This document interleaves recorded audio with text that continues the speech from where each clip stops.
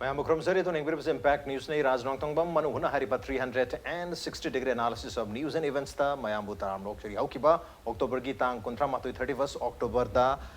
Chahi Kunito Chupna Sanar Kiba Naga Peace Talk Habatare Naga Peace process ki negotiation ki Wari Sanabasi Loikre major breakthrough ma Pankre Tuga Yam Tuna Hariba Naga settlement final agreements the Suquake Pinaragani Habigi Wapam di Lake Adubo Tarik November gitang one dagi nang asi phau bese tang kuma 21 days ni break to pangkro matungda masigi marak sida tongan but development mayam lai live development se maru oina khoi peace process tanate peace process ta saru yare be am chauba negotiator am ori be nation IM ge cadre singna khoi Manipur ge lifeline ani have target ni national highway number 37 Imphal Jiribam lambi amadi national highway number 2 Imphal Dimapur lambi asida chali ba tongan ba pochai puthok pusin tori ba we gari mayam singa sidagi we extortion money have a therapist low buggy wapamala imaru in the demand letter and over mayama tholok pamasina marmoiduna high but traders and the high lambi any sida port pusala ba traders and the transporters in a jam chow kudong cha the thing nabagi wapam lai maramaduna even after breakthrough pankro the chahi kunito conclusion after concluding Naga peace talks Hoziksu Adamak high river extortion ki thabak se tum cha thab sinamar moiraga high river Naga peace talks ki conclude ta hore habsi wahan thukse karino masi lenga na seriously lokpam thokpar thok to habi am cha wahang lai marabadana hojik na transporters am traders sing na thengna riba khudong cha ta basing asigi matang da aduga high river wari sana khabar loi ro matung da phawba adum sigi trains cha thab tar ga de hengko final settlement la phawbada loinamak solution phangra phawbada hojik chana riba extortion to bagi illegal tax to bagi process se adamak cha thadna high river highway ni sida lehora ga habi am chawba nungnang ba yam chawba wahang am de dum leri wahang sigi matang da khana ni ko dum si Impact News ki Studio Langsin to Labir Basi joining us tonight on Manu Gutna, retired SP Posang Bamoza Sonamani Ham to Sonami Ramokcheri. Welcome to the show. Appreciate you joining. Also joining us, Kwadi Kudong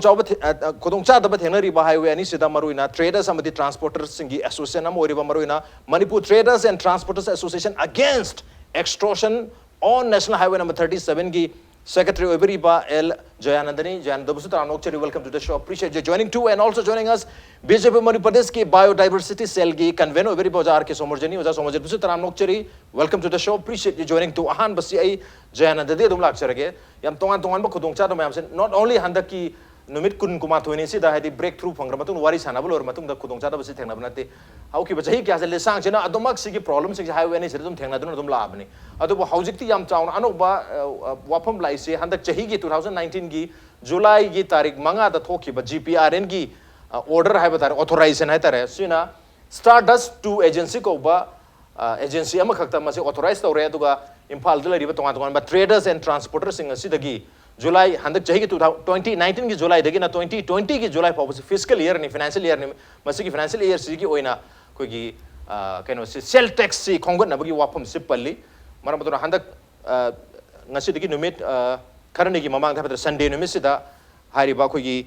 Manipur Traders and Transporter Association against extortion on National Highway number 37 su press conference ama tawgre adugo hari ba anuba authorization asi maru na sell tax lo basi 1% of sell tax atare 1% के sale tax से कोई पूरी पर गाड़ी दुगी कोई पूरी पर माल दुगी worth है तेरे माँगी वैल्यू दुगी 1% से जो पी के तुम नहरे तो वो सिगी माँग द हांड के सेनर लाख पसी 3,000 रुपीस पर ट्रिप अम्मा तो पॉलिसिंग होम से तुम लाउर गलेर में है तो का मधु के मतलब तो 1% की वैल्यू से हम हाफ को देने हैं कि डिमांड से लाख पति पूछ हांग मंगम रहे तो ना आईआरबी एसोसिएशन से सेम करने हैं भी ओपन लाए मतलब तो आहान बस ये तुम जैनंद लाख चुके करी नो तस्वीर थे ना खुदों चाहता बस ये हो से खत्म होना 1% के टैक्स लाख पसी देखिए अनो प्रॉब्लम से ही है ना mas tholok pen khambi bra aham kari thambini ani item je ahan mamakta da akoina nahan press media ge through da akoi press meet ama tor ga nation am da machung government da jo koi pungning chingjin jagi bani adugi makha cha tharap da ngasi impact tv na akoi gi haiba issue sibu yamna seriously lobiduna kitang important oi issue ne ba ki issue ne kan bidana sumaina agenda da puthok da na discussion to bi gi tamuk ta impact tv boina Tamoy Shengna, I target the Ponduchari Amusung, okay, Langan River Penalising Bujoi, target the Ponduchari. Damos Maito Boni Manipur National Highway Sing the Akogi Satariba,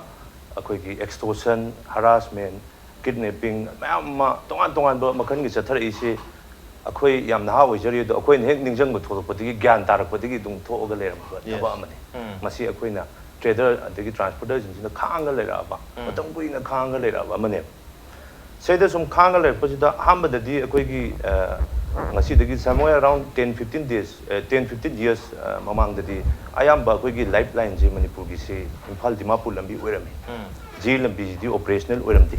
ꯑꯗ ꯇꯣꯉꯥꯟ ꯇꯣꯉꯥꯟꯕ ꯑꯩꯈꯣꯏꯒꯤ ꯁꯨꯝ ꯑꯍꯟꯁꯤꯡ ꯀꯣ ꯇ꯭ꯔꯥꯟꯁꯄꯣꯔꯇꯔꯁꯤꯡꯗ ꯃꯁꯤ ꯑꯩꯈꯣꯏꯒꯤ ꯇꯞ ꯇꯞꯅ ꯔꯨꯠꯁꯤ ꯗꯤꯃꯥꯄꯨꯔ ꯂꯝꯕꯤꯁꯤ ꯅꯥꯒꯥꯂꯦꯟ ꯐꯥꯎꯔꯒ ꯆꯠꯄꯗ ꯊꯦꯡꯅꯕ ꯈꯨꯗꯣꯡꯆꯥꯗꯕꯁꯦ ꯃꯁꯤ ꯈꯨꯗꯣꯡꯆꯥꯗꯕꯁꯤ ꯀꯟꯇ꯭ꯔꯣꯜꯒꯤ ꯑꯟꯀꯟꯇ꯭ꯔꯣꯜ ꯑꯣꯏꯕ ꯈꯨꯗꯣꯡꯆꯥꯗꯕ ꯃꯌꯥꯝ ꯑꯃ ꯂꯥꯛꯄꯗꯒꯤ ꯃꯁꯤ ꯑꯩꯈꯣꯏꯒꯤ ꯁꯦꯀꯦꯟ ꯂꯥꯏꯐꯂꯥꯏꯟ ꯑꯣꯏꯔꯤꯕ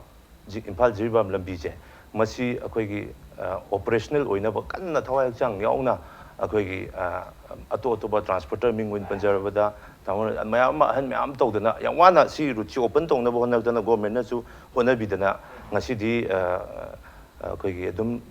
ꯑꯣꯄꯔꯦꯁꯟ ꯑꯣꯏꯔꯦ ꯑꯩꯈꯣꯏꯗ ꯑꯣꯞꯁꯟ ꯑꯃꯗꯤ ꯂꯩꯔꯦꯕ ꯗꯤꯃꯥꯄꯨꯔ ꯅꯠꯇꯕ ꯑꯇꯣꯞꯄ ꯑꯃꯗꯤ ꯂꯩꯔꯦ ꯁꯤꯒꯤ ꯂꯩꯁꯤꯗ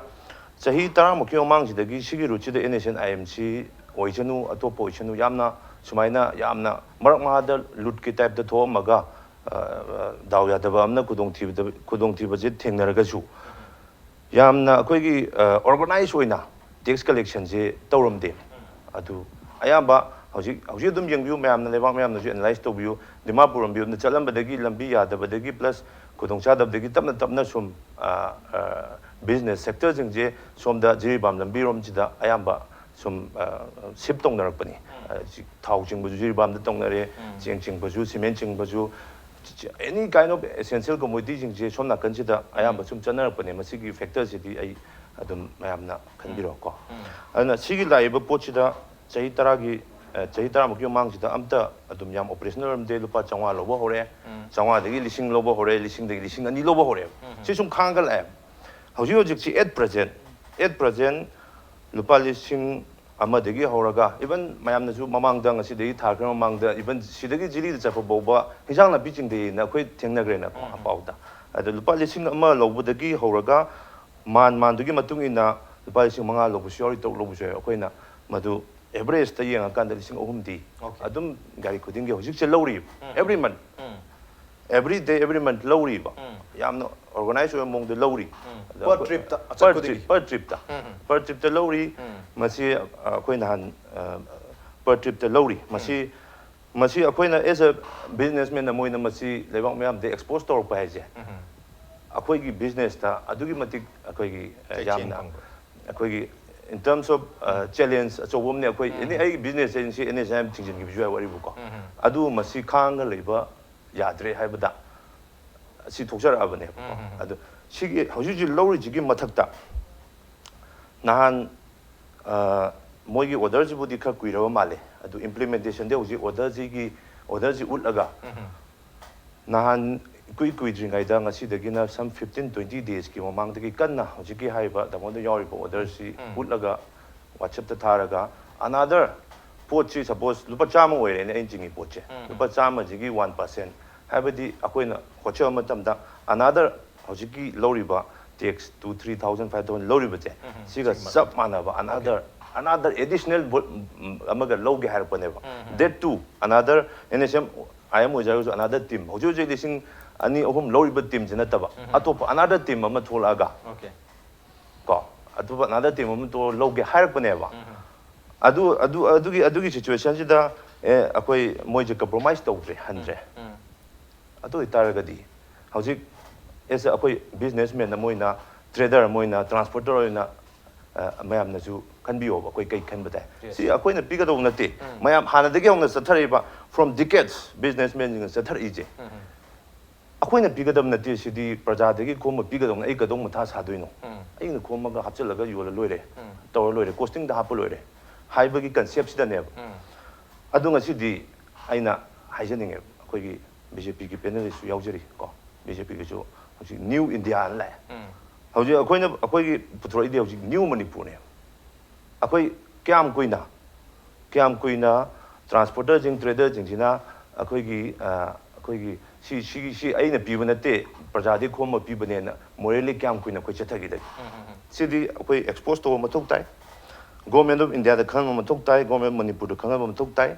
masi nat akoi nation I am the appeal to matuk tai adu masi haiba pocha masi permanent solution nama Okay. akoi putok ba yadre khan badagi I danger age putok ta yadre khan badagi leiba pressure khang ngam da na hau given November gi tang tara manga Friday na michida hauna ba nai na akoi sigi chetheng phangiba transporter trader jingsi Manipur Press Club the Manipur Traders and Transporter Association against extortion on National Highway number 37 Impal Jiba Lambije I form tawjagibani adu form tawra matungda akoina intellectual jing ko akoi from ojajing adegi Manipur gi labor think tank jing khar tana jare adu kari komai tawduna si komai thengna jige koi tana jar ko maka satarapda how given November gi tang 13 ta akoi Honorable Chief Minister Honorable Deputy Chief Minister da koi memorandum Pisan jare Chief Minister di koi chinmana maram oraga unabadi phangjartre Deputy Chief Minister di mayum da koi pisan jaure aduga akoi koi gi Her Excellency koi Madam koi Governor da su made nimita koi appointment phangje masada pisan jarame memorandum je loinamak pallaga hoji haje myam julum pallaga pisan jarame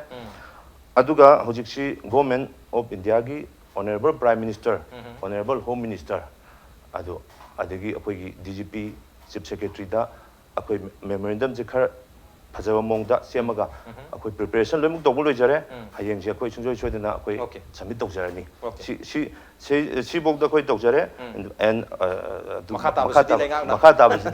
makata basidi lengang na tawbe ko do exactly makata basidi lengang masu to kung yeng batari adu ngasi bogda di Manipur gi history da sumaina in writing da iraga piba in writing da sumaina government da submit tawbuse subject to correction ai leramni thajade adu khang ngambagi beyond limit je lapadi thukjarpani aduga NSN amnasu akoi bulan lobi nu haina mu koi okay yam maru ba wapam am khan hetare haidi hariba traders and transporters sing sitagi yam tongan ba illegal taxes mayam se handigi sulor lai adu ko hoji ano tax amasu hakalak targadi tax sine yaman hina mar ultimately miyam na hariba posting asi essential commodities sing asi koina lekai digi layer ko matam da report ki maman se atia phangna wang tu ne da pot tang bagi yam chawbo reason su sigi illegal taxation sen oidone mar madana hariba illegal taxation se for the last so many years later bane adu objective haradra maro in October 13 matung de di koi ge atia se khara hang adra khalam mane adu hena mamjelak bagi mong ni mathang se BJP ko sa somorjit lak se kari bo hum thamine ge lenga ki maike degi mamang dadi akoi na sigi sumba akoi gi NSN IM gi presence Manipur leire habi wafum se puthok chaba matam da akoi da hojibuki oina government gi oiba sarkari record leitabana maram oidana leire hena lobu ngamdi habi wafum leya du banga sidi taseng na laiba tongan ba haidi social media gi khuthang da hojiti am lai lai na yore hai tare maduna sum document mayam yore hai ba document se gi basis ta mayam dagi haidi maruna transporter and traders dagi extortion money se piro na haire pidragadi chatpa yaroi natraga koi tongan ba khaitara akiba mayama pira abni na hojikti mayam se chana bangam andre mandun association pau se me aduga haina rige tanja se damu ngarang se koi GPRN haitara Government of the People's Republic of Nagaland na tholok pa dum laba hairiba Kilonsar Finance Manipur hai maming si H Ripuni VMI sina soitaro thadruk paseni chese maruina nabe me tarik tra mapanda कोई सेनापति district की मनुष्य लेबा कोंगने ममदे कारवानी की मरकता BIPL की water tanker ममई थागी बदो मोइन थागी बनी मोइन का BIPL का GPRN की यानी कि वाफम दो इलेक्ट बदी मई था बनी हाई वाफम से पल्लागा संगोपगी वाफम दी ओरगा मखा तारक बसरा नेशनल हाईवे नंबर 12 है दिमापुरम दी इंफाल जिबा लंबी अनि मकसद चली बतोंगान बा FCI की गालामाल की योर पुबगी सीमेंट की कंपनी की गाड़ी LPG बुलेट ओके होलसेलर सिंग ऑल डीलर मयाम से फोन नंबर में सुपीरी हाई रिबा मोबाइल नंबर 9612702911 दा कांटेक्ट तोरक्तुना GPRN द कोऑपरेशन पीबी हैबी वाफम से फोन नदम हाइरे मरि लेने बसिंगना हारिबा GPRN का वाता न दब तारगदी वार्निंग पीदना एक्शन फॉर लॉकर कनी हैबी अकीब से पिरामिना होजे करम हाइना ट्रेडर सिंग अमन ट्रांसपोर्टर सिंग ना सेल पीदना थबक तौदुना सेल पिर गदि पोसु वांगदुनी अदुना पीबल फॉग ngam तबगी सिचुएशन द योरबने स्वाजिता मियंग चंग मथौ तारे हैबनी करी वाफम थमिनी होजे BJP की माइकेदी अदि फोन न letter थोलाबनी होजे matungina ko su minna kong ngasi wante lengak sida leijeriba de spokesperson oina party ki de su leibni na ko su tum tab de thukla bu nungai taba phawbo loina khoi warip si longna na kanda ibung oina pisan ba memorandum du gi mamang dige ko pau ji khanga ga dum meeting series of meeting tawi loina na ko na madu niong gi matungina ai yamba तामोसु लेंजेली government की दी अखोने थे सी तौरे हैवी यादव ने चीफ सेक्रेटरी अदे मेनली अखोगे आईजीआर साउथ की ग्रुप अमा मसी कोर सी कौरगा सी वाफम सी लेरेन तौरगा मदुगे एंडोर्स तौब कॉपी से होम मिनिस्टर दा मरी लेनम त थारगा सिगी सिचुएशन से लाएना कोई ऑलरेडी हाइबगी थबकदी होजगरे टेकन एक्शन की लागतारगदी मियोइब खुदिमक से लोइनमक फनिंग कौबनीना अदु तौरगदी अदु तौरगदी हाइबा मसी क्रोनिक डिजीज नि राज ngasi ka ibungon na thori jusu chronic tu gi makha tarak pa laina du gi henjan ba layong ama lak pa dai ne khoina khalami bu khali mayam na khali 31 October dai di khitang sa faradra na but suddenly there was a cloud at the horizon at what time it will be shower ai ba potu lai sidai the lai wapam di ahan bada masi koi gi masi ki protection gi si mayam khanagre so many charcha mayam tawre अदेदी आरोपी चटप खोटप अदु अम लेगरे essential commodities हारे इबु मो हिजि gain लुबने हाइदना हौजि score फो पीरग चनरी से like petrol गी ओइरो नत्रग LPG गी ओइरो सो अद लुरी दि अदु न चाबदि यादे मयाम दुगु स्कोर पियो हाइब लागदि अखोइदा अचौब बर्डन नमदि लाए लुरी दि असिगी दमकता अखोइदा लो हाइदना होम मिनिस्टर ना अयाबा पीरग इन प्रिंसिपल लिंको अदुगा लोइने लोइने एसेंजु पीबु दि पीरा अनि अराउंड 2400 IRB लौरगा मसिगी होल प्रोटेक्शन दि लेनबगी जगह सेबगी सरकार की पॉलिसी दि लेजेरी अमसुंग मदु अथु मतमदा आई थिंक दिसंबर पाउगी मनुंग कइनो नोटिफिकेशन थोकना तरोपदी याय अदु ख्वाइदि लुरिदि एमिकेबल सॉल्यूशन दि युम मैचागा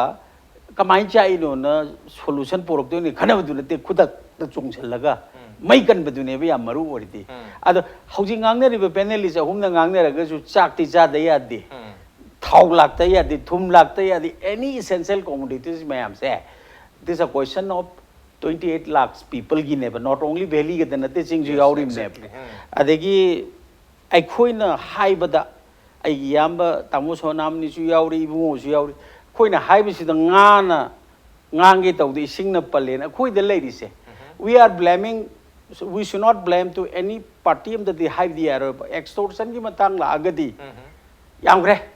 kana bu chumi la le na dom da nei neragum je hujik lai wapam di ibungo gi hujik national highway 57 da laiba provision natre erga 39 ji kari gi matam kari gi laktri no hangta moi lambi sem bagi koi chatta bu na som da ayam lae adagi tamu su ningsing biri 2016 ओरंगुनी तामो पहला पुल HYBE दुदैदा Moina plan दरोगा पहला पुल की थोंग मोबो थुगाइगे तरोमना थोंग दु काई दे अदुर लाकपगी वारी बहु लेगरे सिगी वारी दि अदु अखोइसु मणिपुरी मोइना नत्रे अरगा इंडिया जिदा लेरिबा नागरिक मोइना खोइसु राइट लेबनिना so many complaints so many things mayam amdi adumak chathari ngangnari taunari haibdi yadamnina hojik se aina khanjabada मसे कइनोन को सब्जेक्ट टू करेक्शन हारग जो स्पोक्सपर्सन होने हाइजेरी हंदक लागदिब तांगकुन ग तरुक से सिदे करिनो डेलीगेशन अमा आदगी लाकनी अदुग कइनो प्रिवेंटिव मेजर हाइगद्रा इबुंगो होगी याइफना बा मसुंग लेदिब सिचुएशन छि यंग करी करम स्पोर्ट करमाय होना मेजर तौसिगे कोन हारग ट्रांकुलाइजर हाइगद्रा खुदकी अम काप्सन बा हाइगद्रा अदुगी अम खति सिननबा सरकार की माइके देगी हाइजब तारे बीजेपी की है तो उसी सरकार की माइके देगी बीजेपी लीड गवर्नमेंट ने कोई गलती सुनते अदुदा तौनन बसेम सारे है बसिम वापम सिम थमजगे लोइनना हौजिकी लाइब क्रोनिक डिजीज है मसी की सोल्यूशन अमा पुथोक से हारगदी ngasi खकी डिस्कशन नतब अगोय खन्नबदी फरेबा अखोइना टैक्स पीबा तंबीरु बदैने ब नवांग इसिसु सिसु अखोइना टैक्स पीदर के थवाई था दोइनो थवाई दि थाग मैम यावरे पोचै चिंगदबी बा यावरे फुबी बा ma'am यावरे ngasi ngarang maki pawe na khujuma da international highway number 2 khujuma ako imphal dimapur lambi khujuma gi excise check post manakta driver amada lupa lising tara manga pi haidana ako miyo khara tholaga kihelle adubu mawda lising tara ma yawr ga mawda yaw khibal lupa lising tara se side namdar la hore phur ga ju tha dore habgi paw chu jik pa adu gumma mayam ma tarakhini adu dei hen ju tarakhini ari mama rasu myam leg reta may adu gi mamang de di tu odro jikti ibungo da hive de hining dre Christmas naksal eh kana ngona nongoi puthoga mi do pula pharaga nawai koima da mayum da pula puchalaga pochei logi bok tare police complaint to Nagaland the as it is nang hang khangi nuai ras तौरुनी लाइकिनी हम करेगा है तुम लेग्रनी अदुगी मखा ताबदि तामोना सु मखा ताब वारी ma'am लेग्रे अइना Huygens government की पॉलिसी ओइना तांग कुंतरुक पाउगी मनु करिगुम एक्शन नमदि लौखल अनि हाबसिमदि अइ ngasi की पैनल की डिस्कशन सिगी कुदों जाब लौरगा कुंतरुकता औ आई अदु मौदी की ओइबा रिलीफ करदी लेगा की माइके की लाख याय है औ मदु अइ थमजगे अदुगा अतोप अमना अखोजु खरा थौना फबताई हाइबदी अदु हायने त मोइग थेंगनरसी कापनरसी अखोजु नोंमै लाइसेंस पिरो हाइब नतबा हुजिक लुरी वाफम से अखोगी क्रोनिक डिजीज ओइरई से सी हौरकफम अमसुं पाउ पिबम अमसुं थोफम दा इन्फॉर्मर सी यामनगरे लौगिमना अमनी लाए हाइबसु यामे आई इसामक से एज ए नागरिक अमोइना अइगोंदा मसीगी थौदोक से मंगारक थोखरेबा मोरेदको Okay, okay. Asibabu legre adu masi wari se there is not a single home who doesn't have a story in every driver khudingi every transport khuding the thokpo chaitheng ne ba adei hendorak na phone dau chalai ni athwai laura okay tumba yada bo yaurim ne ba okay adu howji ki wena the temporary solution hai batare for a permanent problem problem the permanent ni hai de for the last so many years le ravni na masi chronic hai batare chronic ne permanent na tragasu adu masi loiradra khalu bne to bo loisalakta ba hengalak pagi fium am lakpani na solution temporary solution amade lani have you hom le redu hoji ki oina di highway ni maksida to mak safe oida maruina traders and transporter yam maru oi bhai tare lifeline haji keno da miyam ne hing mada changba numit khudingi sijina ta polam mayam se thau dagi horga chana thangna bagi polam mayam every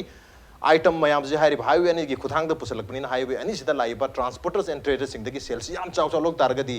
not only valley khadna tana hari ba mafam du da lahori ba sel lori ba chingi mafam adu da su ngasai pusalai pot mayam se amu laga yola dur ni maram dram madu to pot adum tang du ni pot se not only valley the tang du nate chingram hen am tang du ni double times tang du amen wa du ni maram dana masi request na tar ngasi association asina tholai su not only akoi NSN IM gi against sapna de moi da appeal to bni to bigno mayam gi khallaga to bigno hai bni and discussion ki purpose adu ni appeal to ba du lenga na su kar gi to bi abagi hai bni okay ai uza so nam de lak cham uza kari hai bni highway ani sida koi lifeline di oira bni na ani se protect of fajan len matok ta lenga ki market gi mamang assurance bi ki lere koi national highway protection force pa bu lekanu gi damak ta koi tongan ba koi recruit to bagi wapam na chimle hoji pau gi ande matu thabak to on thok puti ngamdri kari wapam thabeni national highway protection force na chingba thamana yaga do ribra kari ki to budi matok ta highway ani si gi na kari wapam thabeni hoja National Highway Protections Government of Indiana Battalion ani National Highway 2 and National Highway 37 siga thamgani hai tan su mamang ida hai hi adun karim to oiro ya samna hairaga haji extortion tori base Nagaland se manung da group kunthra ma thoini tori base pengba charba pengba gi mahau khangaba mi duna akoi gi ngasang chabna mai mahau do ma kan to dum latti pengba dun mi khuding chaning mai asani tori base Government of Nagaland I blame se taura moina silence is consent haitana chumi ayak satabak tormi engodisu hangbujai karigno nang dei yes akoi de kasuli to mi yo mani government masa mong yaw na tauri pun mamit usal tauro haidana na sikhan ne jingbu every check post pun mak siga National Highway 2 siga particularly constable digi haurega up to the rank of sub inspector ASI moi leri pun mak se masagi gari se loina leigani thamada phangadu paisa sina group amomna jamdo da lakh ani lakh ahum lakh mari se logu durmi ado moi mitra manga da yenega durmi ado di mi group kuntrani thui sina group amona lakh ani makhai lakh ahum phango de group kuntrani thui sina uniform personnel gi watani hojik tawri base akoi NSN I am very powerful very akoi gi wonderful organizations ni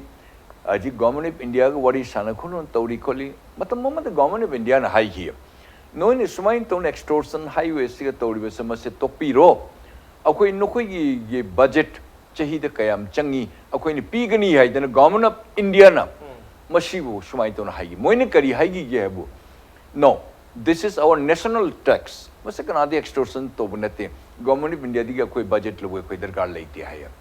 that means government of India say 100% no mi khudingi moi khangi bani Manipur prajana wari base khangi bani madigi it is being supported by the government of Manipur hoju pali sarkar wanate ai ni hajur se Manipur sarkar ne akoi marup ko yar ke somor jenu sata pri hido sarkar hajuk amata nati masa chronic oina la bani na akoina khoi de kar tau tau ka kaidoni kan amani khana chanu no no yana dum tau haibe wakhan si to ni sum tor se nau chor ti ngasi di even moni tori bas even GST government ke sales goods tax the tori puna maksi asumi mong de even Guwahati de khang de Dimapur de ni khang de Siliguri de ni khang de moina port moina tharak ko doriba moi business traders singsina 5% khang de 10% khang de moina kakthak laga NSN IMG tamote kakthak laga moina already masima thamhaurabani apart from chehi kuding lupalising tara se track bus the moigi kuige sarkar da pi da haidum aduma leigre not only that amko lak kuding ki lumi kuding lupalising ani hum sim to na lak lei re masmaina NSN am tasinati NSN U lady NSN R lady NSN adu faction lady adu ha NNC government lady federal government lady madigi mu gunda government kayam lady madigi akoi mother association father association students organization adu organization makan sida karmain to na manipur sibu manipuri punamak sibu karmain manghan gadigi mulhan gadigi karmain manam da khoi ason bahai bu manipur sarkar ni soli base Government of India, Government of Nagaland, okay, we can handle it. Underground school, we can handle it up to some extent. Kari, you know, okay, Jiriga, Impal, Lambis, Nashia Boxum, the Ashokan problem, Tui, Haven, no, we couldn't talk to we couldn't handle issues with government. Why it has not taken a pilot project and why it has not gone in aggressive manner? Kangna, Nashi Boxum, Narang Nanta, Mitrani Mamang, the sound meeting of Mr. Researcher. Thong do gari do chapa ya na pan na khona leide gari chamri changma mungla tona sona leide kui transporter kui union ge kui gi na tapi du ma yan dan mase ku na met khuding ni chi ni phu yang gi humbus ge udal abani only solution is Nagaland kui gi neighboring state ni moi kui ga tapna ba yade kakna ba yade moi kui mari phajna leita ba yade adu Nagaland government gi I say again and again Nagaland government gi or India government gi Karigu matang the loan order matang the Manipur Transporter Association amada or a quigi driver amada or a quigi mali put puriva malik cinnamon changjun hajirumatam the moin mating pirkani highway impossible and never it was done nor it has done nor they are going to do I'm sorry adu the Manipur government okay kaidau sige highway what Manipur sarkar Chahi kaya changna koi namit to koi khumjallaga namit tang na chahi kaya changna leigadage ima iben icha ichen se ras adum ni chuppi bane engu ni chuppi bane koi mari de chuppi bane mase generation mase legacy do no fundamental rights na moi to legre even India government can say I am go pajana peacefully the agreement to no labor so extortion will never end it will enlarge again and again maram ninga saigi ai mase paisa mayam se mullaga Manipur gari se gi mullaga Assam gari de mullaga Bengal gari de mullaga Punjab gari de mullaga jum sagadur mai car legi dur ai nupi sana sigadur mi haiba masigi aim and object siga mepom puna makse loina leigre adu idu Manipur sarkar Khangi bani you knew it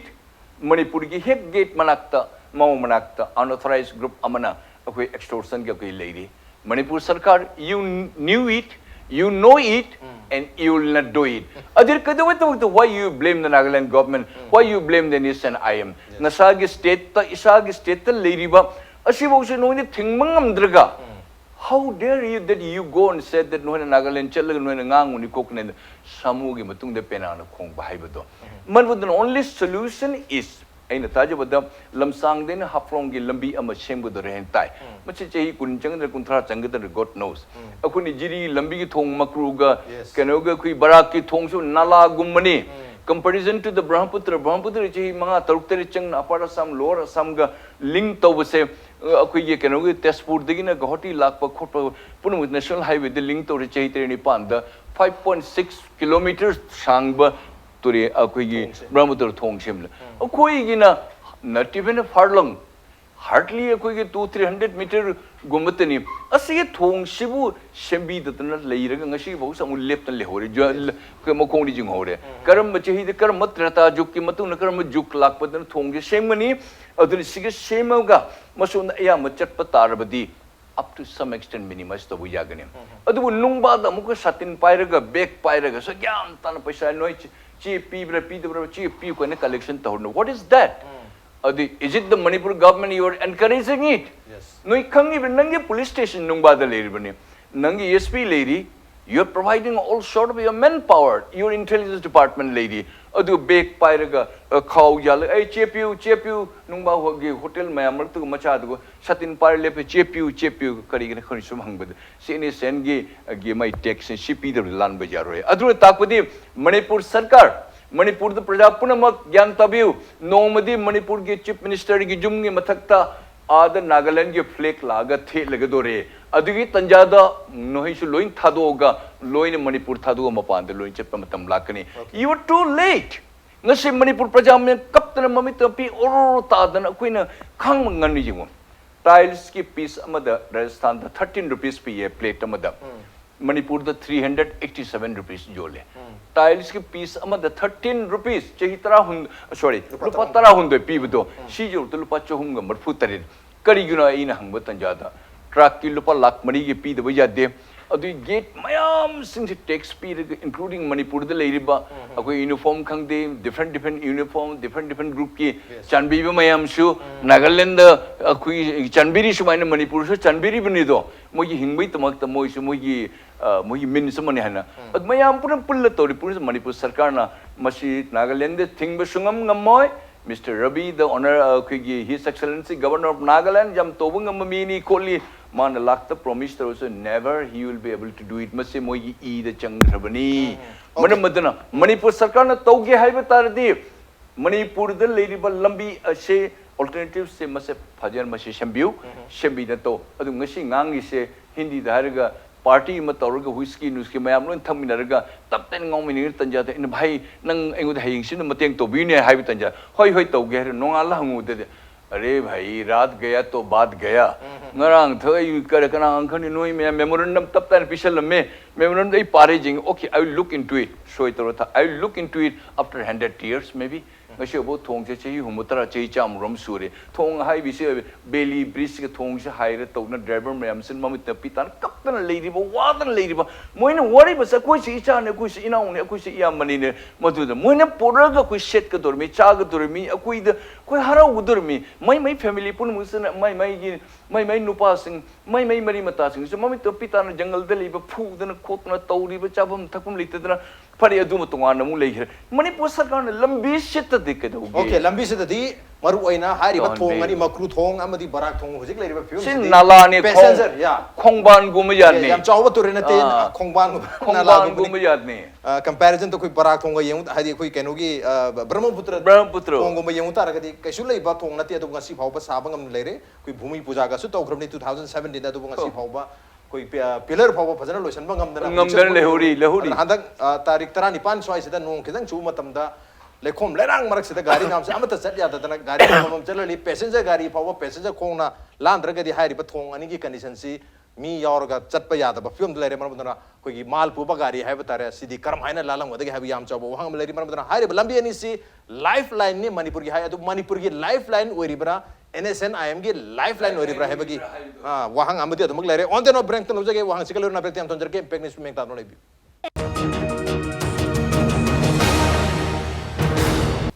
Welcome back to the English Manu Hunani 360-degree analysis of news and events with me Rajrong Thongbam Manu Hunatanga Sikhana Jerme Basi Hoki Bok Toba Gitari Kuntra Mathoigi Hui Wari Sana Basi Amaru Ina Hui Chahi Kuni Thoi Wari Sana Basi Naga Peace Process Ki Losin Kraba Matungda Hui National Highway number Ani Sida Manipur Gi Maru Ina Masida Extortion Chatharam Basi Sel Low Bokot Bagi Samadi transporters in the Gisel Khairam Basi and SN Ayam Basi Hantaradra Paradra Habagi Mayamna yam hopeful ओरबने दु मदुगी own तेना बता मसी हेंगल पगी mummy अत्रग मदुगी हेना लौगे हाबि योखम लाबनी ना मसाय वजस सनामनि से थंबी खिबा आना nga thongbagi pengba chabagi mahau lagi taragadi hujik nga kha chani ngoi marmaduna even solution lab matung da naga settlement lakra matung bhau ba hujik chathari ba extortion gi tabak se highway ani seda adumak masidi sana thokpa lambi oibani na sel thokpa lambi oibani na adumak chatharaga lere gadar madum lifeline si manipur miyam gi lifeline oidrabra manipur gi lifeline ni heraga masi NSN IM gi amadi makoi mari lena bumi singi lifeline warabra hawi wahang duni wahang asiga mari lena dai matang se jayanand da lakchara bata hujik akoi gi traders amadi transporters association amaru jiri lambi Impal Jebu Lambi Highway 37 sida पामीबा अखोई तोान तोान बा अखोई केनोबदी पिसंगरे memorandum न चिंगबदी CM deputy CM पिसंगरे governor थसु पिसंगरे तो prime minister home minister तबु याहनबु यवखम हुजिक लेबिरी अदुना करिगुम लेंगा की मैकेदगी अखोई पामी बा हाइतारगदी something सी तो बितारगदी अखोई हाईवे सिंग सिदा ट्रांसपोर्टर सिंगना ट्रेडर सिंगना यामना फजना पोट पुथोक पुसिन तोबदी यामना फ्रीली चटप ngamgani तोबु ngamgani खनजबजे प्रोटेक्शन पीबा खतन यादोरिब्रा करी कई तौरगदी अखोई हाइरिबा थेंगनरिबा खुदोंग चादब मयामसी खरा मखैदि साफगनियना ट्रेडर सिंग अमदी ट्रांसपोर्टर सिंग खनबी फनी तमोय अदुगी पॉइंट दो लाक्ट्रिंग आइदा कितंग याम थु लाक्चगे अदु आई खरा वफम खरा थमजनिंग हाइबी हौजिक सम अखोई डिस्कशन जे ngasi डिस्कशन जे याबना प्रोडक्टिव ओइबा डिस्कशन अमा ओयनिंगे ओयनिंगे को अदो लय पोचे अखोइना चुमे अखोई टेक्से अखोइना पिरुबदगी पिरिनेना मसाय मा कोट कोट तो माले अदो आई इसा पर्सनली सिगी हाईवे सिदा बिजनेस तौजरी जे आई नहाजु ओइरी अदु याम कुइद्री सही सम 10 years ती हेले अदु सही आइना हेक ज्ञान तारप आइना बिजनेस संजरंग मतम ऑलरेडी हानदगी अदुम चथदुना लाबा प्रोसेस अमनेबा अदे अदगी अखोइना बिजनेस सिदा तौरा मतुंगदा मसे थेंगनरप खुदोंचादब मैम जु पेनलिसिंग जु फिल तौबियो ड्राइवर अम फारे ड्राइवर जु किडनैप तौग्रेबको तोन तोन बा यूजी ममिंग पंजरो किडनैप तौग्रे लुफा लांगा पीदरगदी ड्राइवर ज हालनी हारे मपम खंगना मांग्रे पुलिस कंप्लेन तौरे अदुइतादी तौरदी हातुनेबा अखोइगी मसेद फैमिली की साइड की लेबर प्रेशर को अदु अदु अदु मयाम अखोइगी केनोजे अखोइगी थेंगनदुना लाबने मसे मसेदा अखोइना अखोइगी ट्रांसपोर्टर नत्रगा मणिपुर लेबर ट्रेडर मयामसिना अखोइना पिनिंगदना हराउराउना पीबदी नचदे प्रेशर जिना खांग ngamdana पीरग लाक्चबने हौजुजु पीजे प्रेशर जिन खांग ngamdana हौजुजु तौरिजे गाड़ी लाक्ट्रिङाइदा मखोइदा हाना लोइना गाड़ी नंबर जिंजे मेसेज हाना थागदबने हाइरिबने अदु मेसेज से था मतमदा अखोइना ट्रांसपोर्टर जिना नत्र ट्रेडर जिना मेसेज थादब गाई यावदी मदु नोइना सिट तौयेना हारगा फारगा डबल फाइन थिरिबने हौजु तौरिजे याम ऑर्गेनाइज ओइन चथरिबा कलेक्शन नेब तौरिजे अदुना सिलै पोचिदा अखोइजु खांगल ए किबदी खांगल ए अदु हौजिक्ति तमो पृथ्वी जाम चौकले याम चौकल मतमनेबको सी लाम चौकल मतमसिदा अखोइजे होय चुमे अखोइना सोय अखोइजु मतमदुदा अखोइ मतमदुदा चही कुनियो मांगदा लेबिरंबा जिंगदुना ngasi NSNM na pisa khairakpada association siamdana madugi mayokta akoi protest tormadi si thoidamne na akoi ngasi akoi haugraba thabak tobiramba alamajingda akoi shongninge ado hojite makhata na akoi gi generation jina tung lakpa generation da chahinbadi yadre na khalle maduna ne akoi na masi yadre si phamma chilaga hippa chanbi phibam tokchale lupa changa khairamdagi lising khairabadagi ani dagi hoji another ani ohum whatever ko ana sidi khang ngambagi pangkhaido madu cross torpodagi ni akoi na tawjari je akoi pining da piba nate sigi kinoju kitang khangbiyo do hoji leiba poche tamo discussion si da akoi na yamaru ina thamjaningi je NSNIM khata nate ko tongan ma mayam ju disturbance mayam le adubu yamna organize hoina mayam tobudi ngamdi ngak torongani aduga yamna continuation ding ngamdeba adubu NSN ga IM je khoi sum moise UG nen khalaktre hoji it's a government namne na moi masana ju moi masana ju haise moi je government namne na khoi di hoji khalle en aduga India government je siga NSN IM ga je khoi je khubak amagi khunam ga khubak ka ne na khoi uje maramdi moi tokta table da phama ngata phaminaraga wari sanariba group ne jai kuni thoi yes adadi adum penalizing da habiyo ba whether NSNIM is equal to India government oidabra wari sanariba group ne haje je lana lo winu ko maramdi jai kuni thoi wari sanaraba group ne ba sigumba extortion gi thabak taw habaje akoi ngasi haijare ko haugi ba pass akoi Kanaragum je pass in the president when request to the government of India, to the government of Manipur, to the government of whatever NSNIM. Request of Janing Honorable Prime Minister Gi Ju Yampaja Bijanam lay GST kind of like one nation, one tax happening. That the Akoi association now, Akoi Hangzadori. She labor poached TX, Masi TX. NSNIM na lori ba TX masi ai keno government of India yabirabra hojik pobo khangdribra khangdraga ko men pisanjare na ko solution je kaino Yes. hojik solution je kaino tax se dum pigro I am not to the koi ki tok tong ne group ni madu rebate to ge habiribra hadok ge habiribra whether manipur ki praja mayam jina double tax pi baje government ani da tax pi baje yabra yadabra hai bu pham je ai praja thamjage Yes. ai penalization thamjage makhata na akoi je akoi di service sector ne GST जो कोई government the piri prajadi collector government the piri amai to na nation am ki tax jo koi collector ga pi ba yabra hai baje masi praja represent to government ne government da ina ang humble ai hangjari khangda na hangjabani adu sima to biro sigi pakum je madi si answerable oibra aina khajai adu ga hojik che koi na press meet to budagi threaten je roibini lai Okay. 1% line 10% long ne ai ngon da akoi proof yaw je ta ge ju w level w ge chu kai de han madi line 1% long 10% long ni hai ne sigi situation je da akoi government na kari machigi solution je akoi di government bu thajaraga akoi na kai government memorandum piradi madu permanent solution amadi lakani akoi na nangai government da hairu jab je akoi asoi bani hojik ti makata na akoi asoi chatar gumji ana government da akoi masi pau akoi government da wakal je na akoi tawjara ine and then nation am da so akoi khangba ba khange masi tobiro na akoi khangba ngamaro ne appeal tok jai ne ba Yes. aduna masi gi pochi hoji hoji ki akoi 3 days sure akoi business se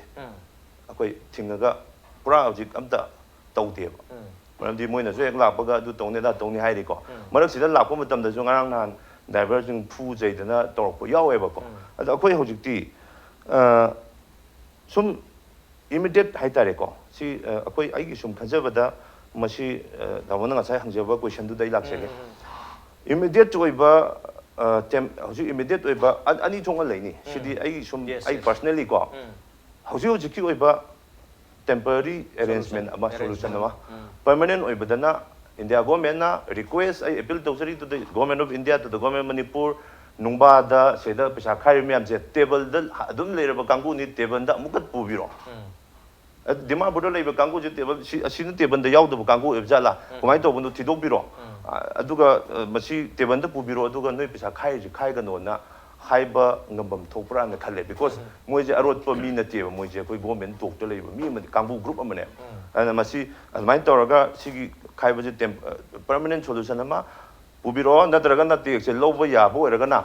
akoi da business community da adom pithokro akoi moin logi ba tax to akoi da thagalo akoi han topi ge haige haibiro ai gi appeal ni ko ai yam khangai je ban te aduga adu na ta ba hoji hoji ki temporary arrangement je akoi gi community business community diverging maru ina diverging ai sa phamjari bu su ai kari ai haije je lambi da chakka dog ne te ai na man pro ka dog din te driver community jing da confident ma moi gi safety confident ma go men na bio whether madu chong na sign board thepani khangde kari gum lambi da anyone khamak pa matam da high ba helpline number si da phone to view kai na ko talo phone to da lambi si lai ba ai wakhan da imphal da na damo imphal da na jiri bok jong tong gari tong chapi paramilitary force ma sing thingam da lai ni akoi gari number adi mi ka to ngai dai hang phasana hang bi ba ko si lai ba paramilitary force ma amjina kenom dang to rap da phone helpline number ma thambiu to ba da dak dak chala rescue to biu ba ai jina adugi safety ki confidence akoi da biu Yes. Confidence ama hojik temporary arrangement as well as permanent arrangement ani maksi to bi mathau da plus moi hojik khai bam pham jing je masi ai government na kai to da ge si di ai kai shuna ta bai na ja ga dong na ti Yes, government adudi live less waira ba intellectual myam lai gre si masi the security arrangement kari gi madudi ai gumba na government na kai to ga si to ba requirement hai tara hojik wena di koi gi immediate arrangement ama aduga long lasting oibe arrangement khara to bi ta targa di hai ripa koi gi traders and transporter community hai batare also koi gi masira nungti gi chatok chen toriba passenger puba gari sing phau ba hai tare makoi myam su yam chaw na khudong cha da ba setmak mai unaga leiragani hai gi asuga leisu leiri maram dro sai sida kari koi gi tax GST se lori bne to sell tax ka GST de loi pojang raga tax ama khatang GST na le hor bne maram dro hojik ti khai rei basisu koi GST regime se da khai rei basi sales tax ne khai rei se to sales tax de all the GST dia gro poram khani to an am khai ga leim ne maram dro na sales tax already GST यावख्रबनीना हौजिकती तोआना मु खायराबनी स्वाइसिदा government होमसु लेरे GPRN ने government of people's republic of Nagaland हायरिनी अमना स्टेट गवर्नमेंट नि मणिपुर गवर्नमेंट अमना कोई सेंटर की गवर्नमेंट इंडिया ने गवर्नमेंट होम लेरबना कोई जीएसटी सु शेयर तौनबनीना सिदगी जीएसटी की शेयर दो एनएसएन आईएम द पीबन फदुरिब्रा नत्रगना एनएसएन आईएम द नत्रगा एनी एक्सवाईजेड लुप अमना कोई ट्रांसपोर्टर सिंदगी ट्रेडर सिंदगी लौरिबा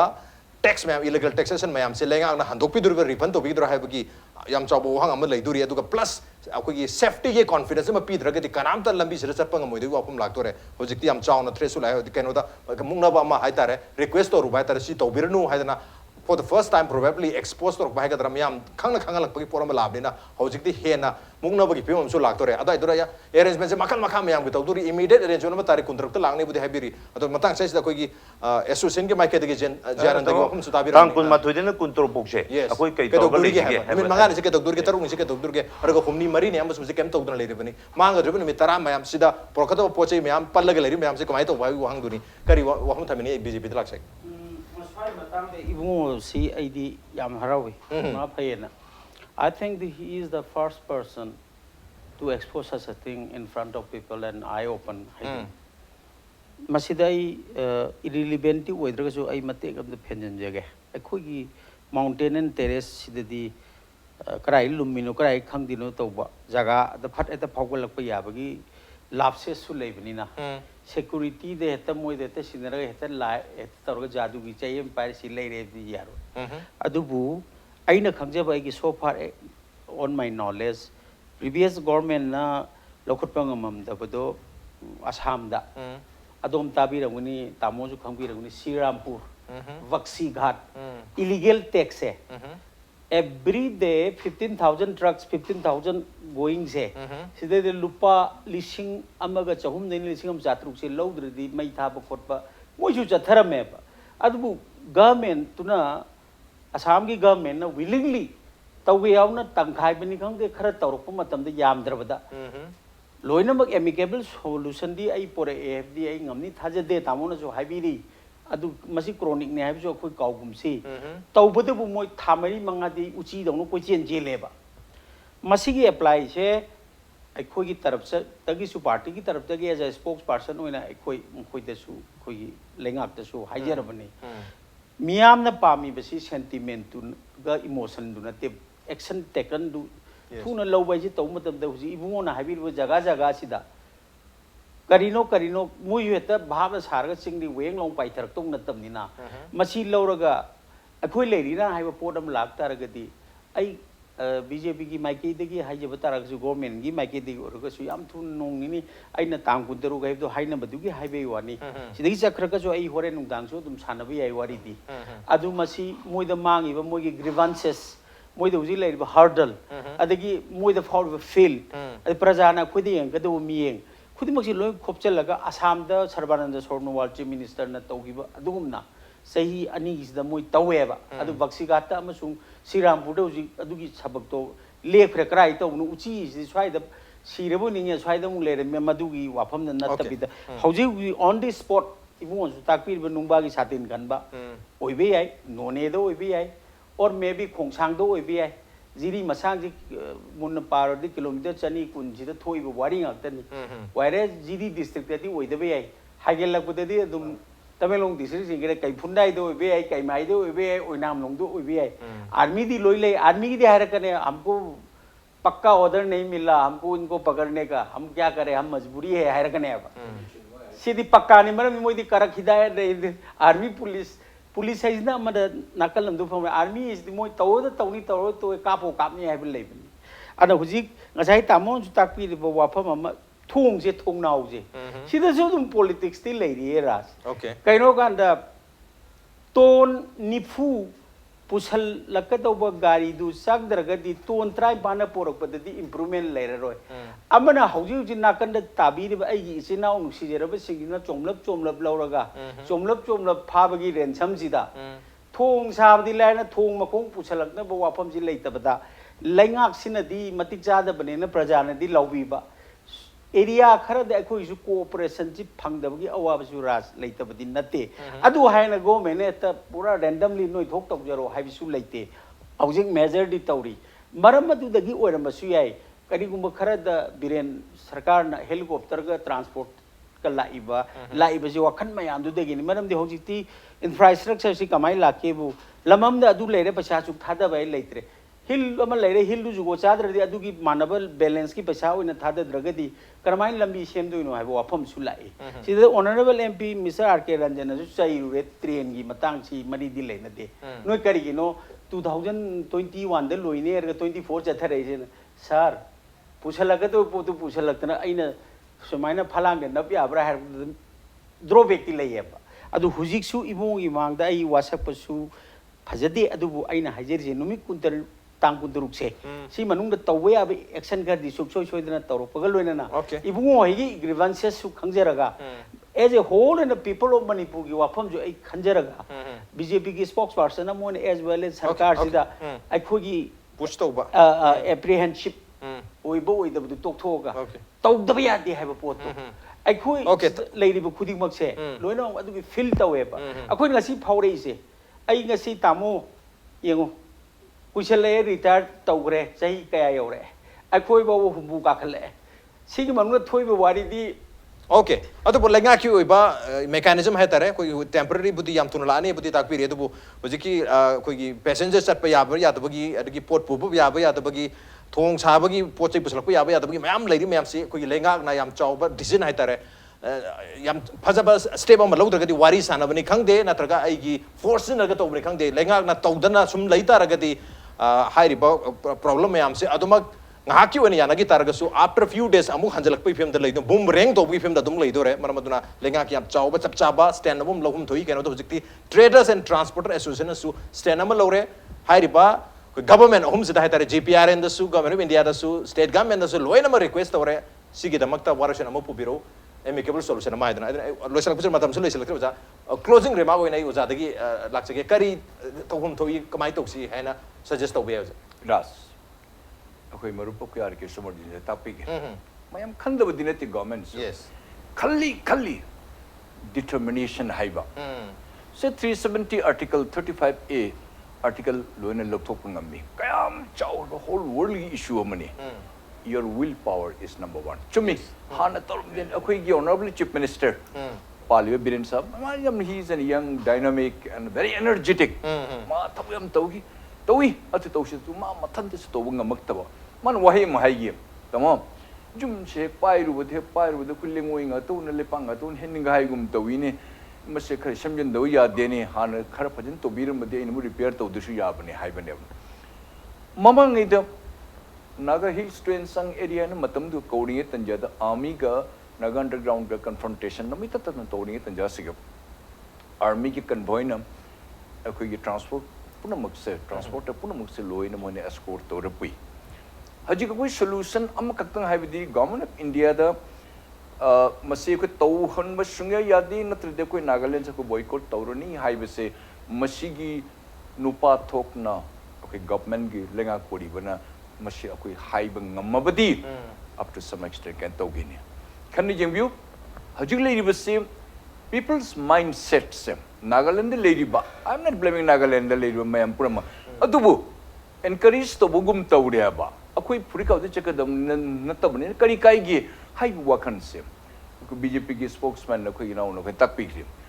Srirampur de toriba Pasighat ga toriba se keno adali people's mindset se amuk Nagaland ga Manipur ko yam amuk kheni laili se hai bane kopne na manamudna matam kan ni jengbiu UNC gi amadi akoi gi Dimapur Ramda chappa gari sing chappa khopu se national highway chappadam koi gi kano gi highway protection gi battalion thamba yaroi hana protest tau gi mama khambirang bane why mi mayam security se mohi pamdrabra